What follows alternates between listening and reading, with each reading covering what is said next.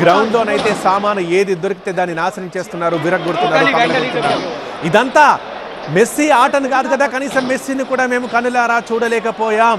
ఎందుకు ఇలా చేశారు, ఇంత ఊరించారు, టికెట్లకి ఇన్ని డబ్బులు తీసుకున్నారు, మమ్మల్ని ఇక్కడి దాకా రప్పించారు, మెస్సీ అంటే మాకు ఇష్టం, మెస్సీ అంటే మాకు ప్రాణం అని కోల్కతానే కాదు, కోల్కతాకి పక్క రాష్ట్రాల నుంచి వచ్చిన జనాలు ఒకసారి చూడండి విజువల్లో. పోలీసులు అక్కడే ఉన్నారు, అక్కడే అభిమానులు ధ్వంసం చేస్తున్నారు అక్కడ ఉన్న వాటిని. బట్ ఏం చేద్దాం, పోలీసులకు అక్కడ వాళ్ళను ఆపేంత, వాళ్ళని అడ్డుకునేంత కూడా లేదు. సో నిస్సహాయంగా పోలీసులు ఉండిపోతున్న సీన్ చూస్తున్నాం. కాకపోతే మాట్లాడుతున్నారు, బాబు వద్దు, ఇలా చేయొద్దు, వెళ్ళిపోండి ఇళ్ళకి, ఇప్పుడు ఏం చేస్తామని చెబుతున్నారు.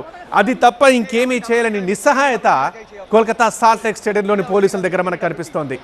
ఉదయం 11:15 షెడ్యూల్ ప్రకారం సాల్ట్ లేక్ మైదానంలోకి వచ్చారు మెస్సీ. 11:50 మైదానంలో కొద్దిసేపు కలియదిరిగారు ఫుట్బాల్ లెజెండ్. అయితే మెస్సీని చూస్తాం, ఇంకొద్దిసేపు చూస్తాం, మెస్సీ ఫుట్బాల్ మ్యాచ్ ఆడతారని అభిమానులు అంచనాలు పెట్టుకున్నారు. కానీ ఫుట్బాల్ మ్యాచ్ లేదు, తర్వాత మెస్సీ కూడా లేడు. దీంతో తమ ఆశలు ఆవిరైపోయాయంటూ నిర్వాహకులు నీరుగార్చారంటూ కోపోద్రిక్తులైపోయారు ఫ్యాన్స్.